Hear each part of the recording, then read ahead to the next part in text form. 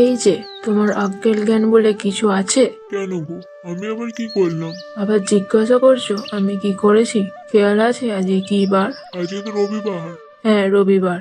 পরশুদিন তো জামাই ষষ্ঠী। তা ভুলে গিয়েছো? না জেনেও না জানার ভান করছো। ও, জামাই ষষ্ঠী। তো জামাই ষষ্ঠীর কথা আমি ভেবে কি করব? তুমি কি ভুলে গেছো তোমার একটা মেয়ে আছে? দিন দিন কি ভুলে যাচ্ছো? জামাই ষষ্ঠী তো করতে হবে নাকি? ওরে বাবা, না না, জামাই ষষ্ঠী করতে হবে না। জামাই ষষ্ঠী করতে গেলে যা খরচা, আমি এসব জামাই ষষ্ঠী মষ্টি করতে পারবো না, এই বলে দিলাম। কি? তোমার একটা মাত্র মেয়ে, তাও এবারে এই প্রথম জামাই ষষ্ঠী, তাও বলছো করবে না? তোমার মাথা ফাতা খারাপ হয়ে গেছে নাকি? এত কিপটে হলে কি করে হবে? হ্যাঁ, আমি কিপ্টে। এমনিতে বিয়ের সময় অনেক টাকা খরচা করেছি, তার উপর আবার জামাই ষষ্ঠী। আমি এসব জামাই ষষ্ঠী করতে পারবো না। জামাইদের অত ভালো মন্দ খাই লাভ কি? কি বলছো কি তুমি? সবসময় এত লাভ লোকসান দেখলে হয় না। মেয়ে কত আশা করে বসে আছে, এটা তার প্রথম জামাই ষষ্ঠী। সেইখানে তার বাবার সামর্থ্য থাকার সত্ত্বেও যদি বলে জামাই ষষ্ঠী করবো না, তাহলে সে কতটা কষ্ট পাবে একবার ভেবে দেখেছো? পাক কষ্ট। এই সামান্যতে যদি কষ্ট পায় তাহলে আমার কিছু বলার নেই। ওকে তো বুঝতে হবে আমি কাদের জন্য করছি। ভাই বোনের জন্যই তো আমি করছি। ওরা ছাড়া আর আমার কে আছে? সে সব তো বুঝলাম, কিন্তু সবকিছুর একটা সময় আছে তো নাকি? এই সময় যদি আমরা শখ আহ্লাদগুলো পূরণ করতে না পারি, এই আনন্দ ও অনুষ্ঠানগুলো উপভোগ করতে না পারি, তাহলে মরণকালে আমরা টাকাগুলো নিয়ে কি করব? সেই বা টাকাগুলো নিয়ে কি করবে? তাদের কি তখন আর শখ আহ্লাদ থাকবে? না থাকবে তো না থাকবে, আমি কি করব? আমার কানের কাছে সব ঘ্যান ঘ্যান করো না তো। আমি অত জামাই আপ্যায়ন করে টাকা নষ্ট করতে পারবো না। যাও তো এখান থেকে। মেয়েকে বলে দাও কোনো জামাই ষষ্ঠী হবে না বাড়িতে। আচ্ছা, গিফটের পাল্লায় পড়লাম তো। এবার কি হবে? মেয়েকে বলবো এবার কি ভাবে? জামাইও বা কি ভাববে? তার বাড়ির লোক, আত্মীয় স্বজন সবাই তো ছিছি করবে। সবকিছু বোঝাবো কি করে? আমি এই লোকটাকে, দূর, ভালো লাগে না আর কিছু। কি হয়েছে গো মা? আরে তোমার শ্বশুর মশাই, মেয়ের নতুন বিয়ে হয়েছে, পরশুদিন জামাই ষষ্ঠী, আর তোমার শ্বশুর মশাই বলছে কি জামাই ষষ্ঠী করবে না। আর তুমিই বলো বৌমা, এটা কি করে হয়? নতুন জামাই কি ভাববে বলো তো? মান সম্মান একবারে ধুলোয় মিশে যাবে। মেয়ের জামাই কাছে আর মুখ দেখাতে পারবো না। সত্যি, এই বাবাটাকে যে কি করে বোঝাবো জানি না। মরে গেলে যে এত টাকা কি করবে? এই কথাগুলো তো বুঝিয়ে বুঝিয়ে আর পারি না লোকটাকে। কি হবে বলো তো বৌমা? একটা করতেই হবে। বছরে একবার জামাই ষষ্ঠী, তাও হবে না? সেটা হতে পারে না। জামাই ষষ্ঠী তো হতেই হবে। কিভাবে হবে গো বৌমা? তোমার শ্বশুরকে তো আমি হাড়ে হাড়ে চিনি। ওনার হাত থেকে একটাও টাকা বেরোবে না। কিছু পয়সার জন্য উনি যেন মরে যাচ্ছে। তাহলে কিভাবে হবে গো বৌমা এই জামাই ষষ্ঠী? দেখছি মা, কিছু একটা করতে হবে। জামাই ষষ্ঠীতে মেয়েদের অনেক আশা থাকে বাপের বাড়ি যাবে। আমার তো বাবা মা নেই, তাই আমি সেটা খুব ভালো করেই বুঝি। তাই এই কষ্টটা আমি টিয়াকে পেতে দেব না। যে করে হোক জামাই ষষ্ঠী করতে হবে। আর সেটা আমাদের শ্বশুরমশাই করবে। শুধু আমাদেরকে একটু মাথা ঘামাতে হবে, এই আর কি। যে করে হোক করো বৌমা। মাঝখানে আর একদিন আছে জামাই ষষ্ঠী করতে। না পারলে মান সম্মান সব জলে যাবে গো বৌমা। ঠিক আছে, যা বলছো তাই হবে। দেখি তোমার শ্বশুরমশাই জব্দ হয় কিনা। কি গো, শুনতে পাচ্ছ?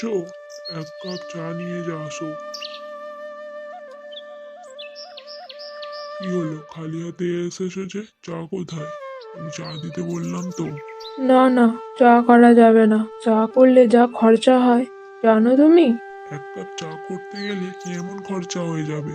খরচা হবে না? কি বলছো?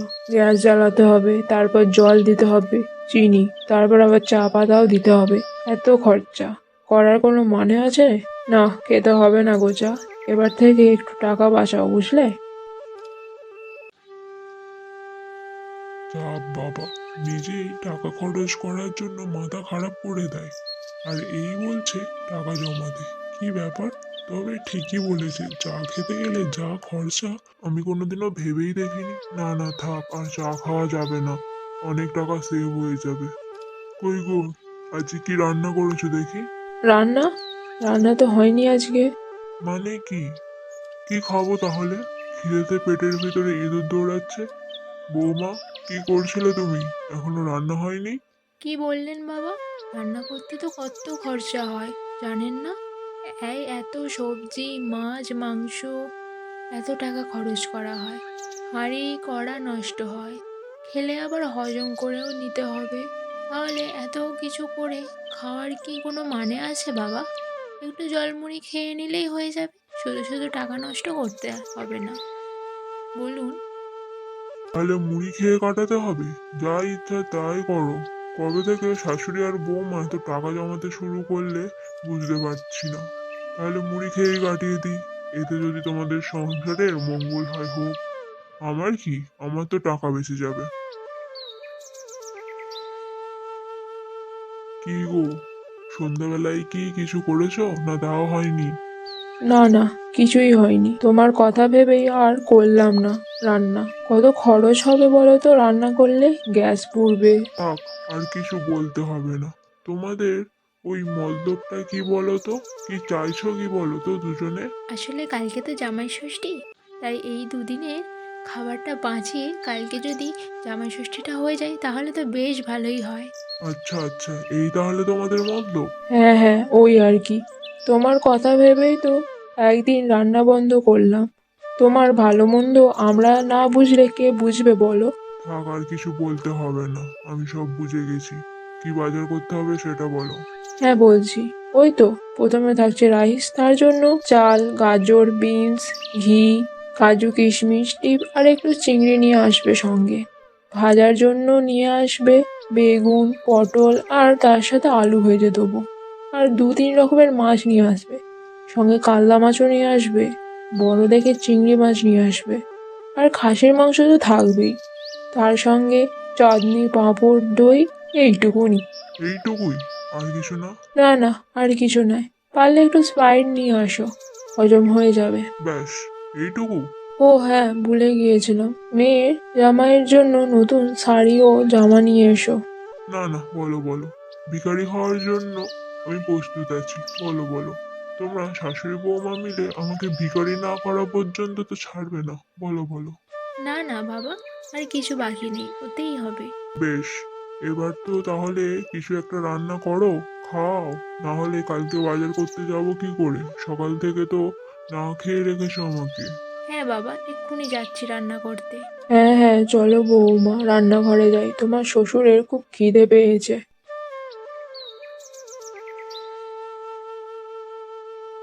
বলে বলো মা, কেমন দিলাম? দারুণ বৌমা, দারুণ, তোমার বুদ্ধিটা অসাধারণ ছিল। এবার ভগবানের ইচ্ছায় কালকে সবকিছু ভালোভাবে মিটে গেলেই হয়ে গেল। মিটে যাবে গো, মিটে যাবে, ভালোভাবেই মিটে যাবে, আমি তো আছি নাকি। সত্যি বৌমা, তুমি ছিলে বলে না তোমার শ্বশুর মশাইকে আমি কোনো মতেই রাজি করাতে পারতাম না।